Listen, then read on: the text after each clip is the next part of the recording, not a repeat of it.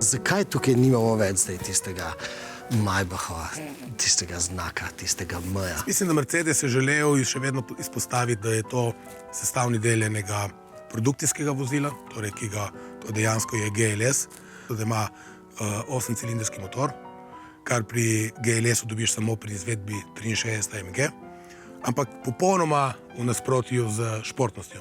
To je 100% udobje. To vozilo, katerega se usedeš in prvo moraš dobro poslušati, da dejansko motor sploh dela.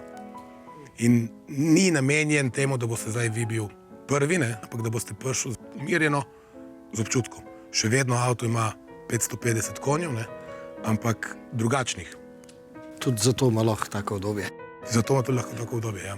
Če sva rekla, da so AMG kupci tisti, ki dejansko radi izstopajo, Ja. a pravilno razmišljam, da v primeru Maybacha pa to niso ljudje, da so tisti, ki so rajš mogoče malo bolj diskretni. Tako je. A je to nekak idejni naslednik tistega slovitega, legendarnega Pullmana 600, S600? Jaz mislim, da je drugačno obdobje danes za vozila. Danes dejansko kupci tudi vozijo to vozilo. Pullman je bil dejansko samo za potnike. Medtem ko tukaj lahko to vozilo, pa S-klaso, pa SL-a ta novega, lahko porabiš kot prvi avto oziroma lastniški avto. Se pravi, to je za nekoga, ki dejansko rad si ga je kupil zato, da ga bo sam peljal, takrat, kadar pa potrebuje za posel, seveda, da se... Delajo dolge poti, se vozijo v Milano, na Dunaj in tako naprej.